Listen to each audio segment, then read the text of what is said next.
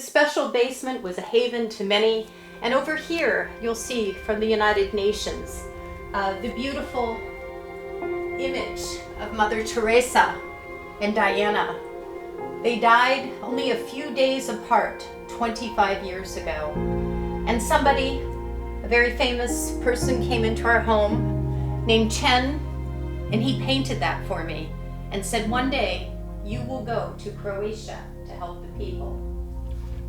It was truly a vision of turning minds to vines.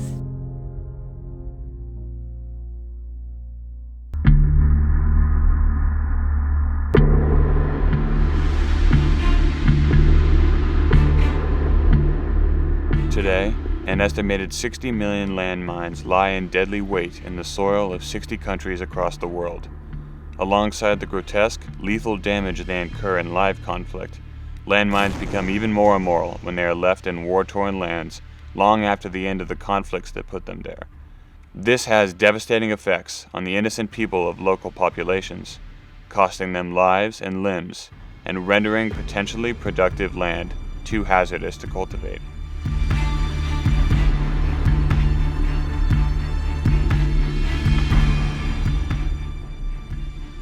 Roots of Peace is a Northern California-based peacekeeping nonprofit motivated to remove these dangerous ordinances which hold the land hostage and bring productive agribusiness infrastructure to post-conflict communities.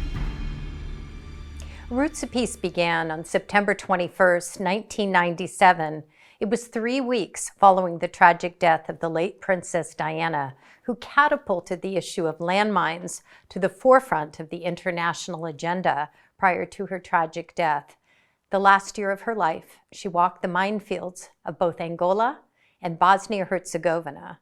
That she had the courage to walk these minefields, to bring light that children around the world who were not as privileged to live in a place called Marin County could not hike the mountains or run the beaches without the fear of landmines beneath their tiny feet. And her legacy 25 years later is carrying forth that torch to eradicate landmines worldwide. Princess Diana had a huge impact on my life as she walked the minefields of the world in the year prior to her death. And so I took the torch, not knowing where that torch could lead me, out of the living room of this very home of our family and out in through the front door and into the greater world.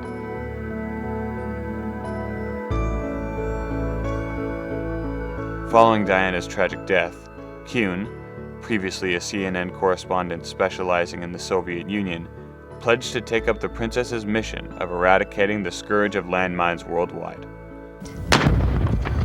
From the heart of a mother and walking hand in hand with my daughter through a minefield was an experience I will never forget. It was extraordinary to realize how much of a danger it would be had someone just, not known it would be a minefield and walked through.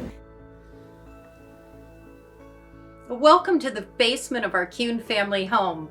This little area is where I work diligently to turn minds to vines. They say in the San Francisco Bay Area that great things come from the garage, like Apple Computer.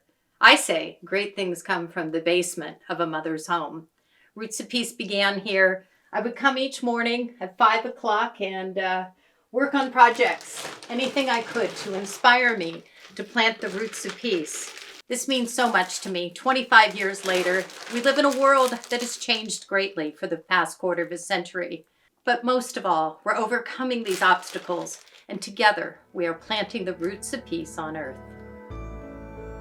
She launched Roots of Peace with an event featuring a delegation of international diplomats, which she urged to support a treaty that would ban the production, storage, and use of landmines. She toasted the work of her guests with the spontaneous call of "Let's turn minds into vines." It would become the rallying call of our organization for the next 25 years, as Roots of Peace's work spread to 10 countries worldwide.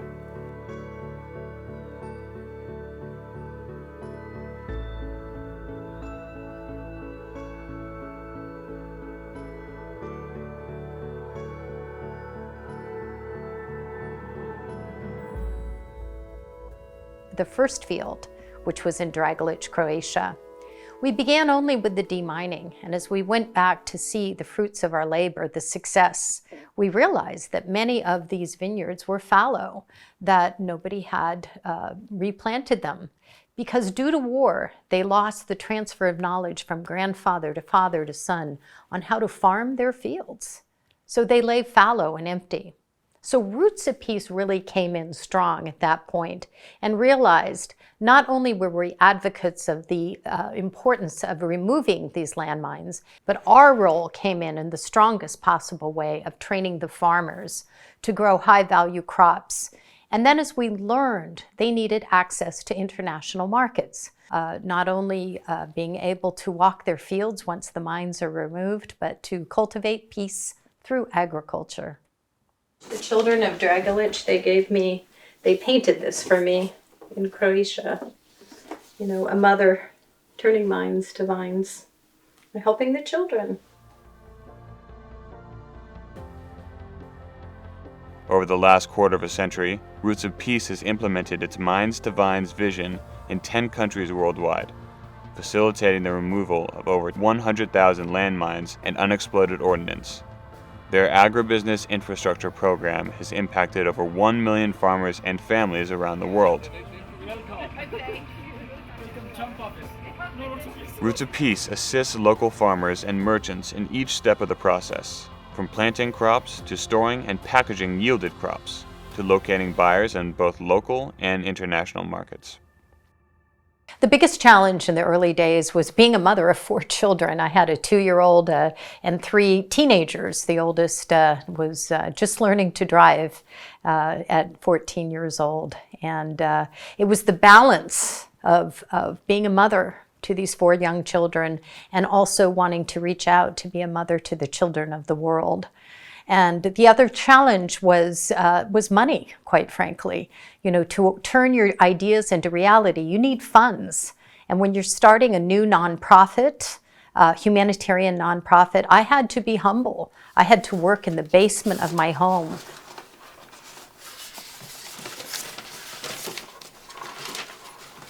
The experience of walking through a minefield was the most bone-chilling experience I could ever imagine.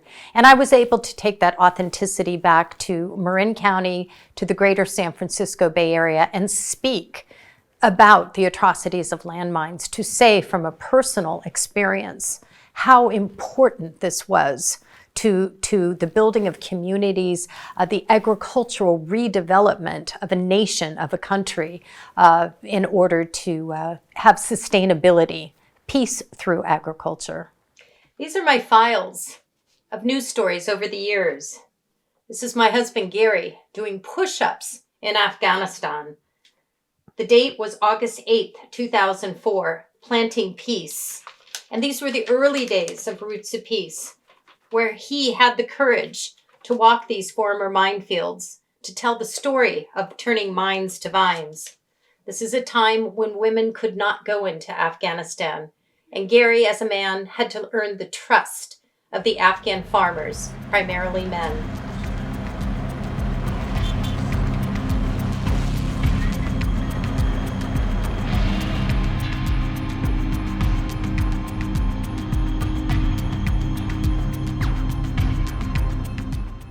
The organization's ongoing work in Afghanistan has perhaps been its most challenging endeavor in its dynamic and demanding history. After the attacks of September 11th, 2001, Roots of Peace realized that the grapes were indigenous to Afghanistan. So I drove to the University of California at Davis, one of the best viticultural schools in the country, and explained that these farmers, their land was held hostage, that Afghanistan was the most heavily mined country in the world, yet produced 80% of the land produced agriculture. I was advocating for the importance of turning mines to vines in a Muslim country where grapes would never be fermented with due respect to the Muslim culture. But the fresh grapes and the raisins and the grape juice could also provide the income to these rural farmers. And again, with the grapevine as the symbol of peace, respecting the seeds we have in common as opposed to those which separate us. For years, flawed farming techniques and inadequate storage had been employed in Afghan vineyards, producing below-average yields. Roots of Peace helped design and fund an improved agricultural process involving the use of trellises, severe pruning, and cold storage facilities to increase production. Thank you so much.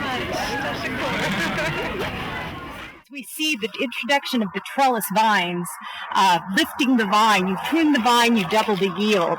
The first year we were here, we did the traditional wood posts. The wooden posts were cut down the next year. We asked the farmers why. Why did you do this? They said it was cold. They needed to feed their families and burn their fires. This earned the farmers a 107% increase in crop yield the following year. Furthermore, a cold storage and packing facility was created in the Mir Bacha Kot district, in which farmers were trained on implementing the aforementioned techniques, which earned Roots of Peace such a large production the year before. These positive developments were pivotal in helping Roots of Peace establish the local trust that allowed it to expand to the rest of Afghanistan's 34 provinces. So these farmers will have the income to feed their families, and often doubling and tripling the income that they currently are making in this region today. This is an example of Roots of Peace in action, and literally planting the Roots of Peace on the beautiful soils of Afghanistan. I like to collect sacred objects from my journeys around the world.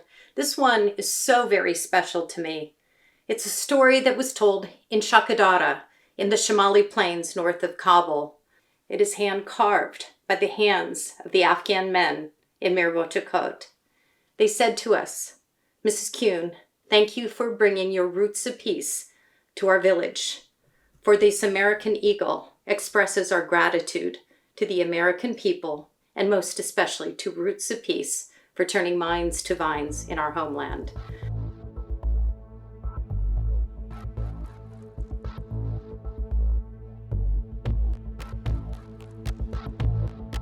Following the United States' withdrawal of its 2,500 troops from the country in early 2021, the Taliban began an offensive aimed to regain control of the country.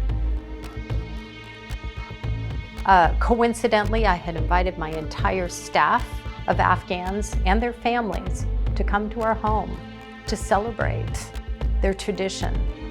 That morning, once again, unbeknownst to us, would we know that Kabul fell.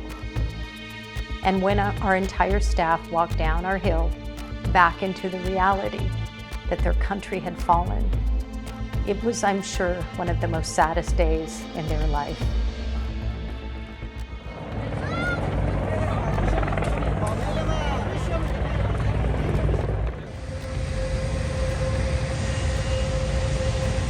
It succeeded on August 15th, capturing Kabul without a fight. This thrust Roots of Peace and the other 250 American organizations present in the country into a state of confusion and fear over what was to come next. The challenges were immense following August 15th.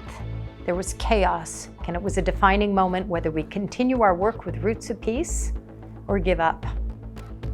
We chose not to give up on the Afghan people. For the sake of the children, for the sake of our mission, our job is not a political one or a religious one. It's to feed the children of Afghanistan, to keep the farmers safe, and to plant sustainable peace through agriculture. As an American woman, it was even more important with the Taliban regime that I serve as a mother, not as a woman, a mother feeding their children. And I think the respect that was earned by the current regime allowed our Roots of Peace staff to continue. Now, Roots of Peace remains one of just 10 foreign organizations in the country as Afghanistan prepares for the one-year anniversary of Taliban control.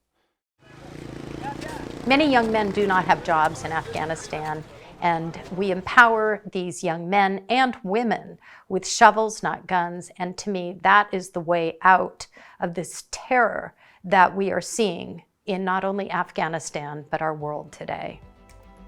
Now we see the challenges in Ukraine today and the devastation since the attacks at the end of February 2022. Tragically, Roots of Peace has more work to do. We must remove the landmines from Ukraine. We must restore this great country as the breadbasket of Central Asia. I'm calling forth the 18th Sustainable Development Goal, for without the removal of a landmine, the other 17 Sustainable Development Goals may not be accomplished in a war-torn land. Today, there are 60 million landmines in 60 countries. I make a solemn promise with the footsteps that I have been given by God for life, to take my footsteps for peace, to eradicate landmines from the face of this earth, to restore the vitality of the land, and to produce the beautiful fruits that we have been given on this earth to shepherd. Together, may we plant the roots of peace on earth now.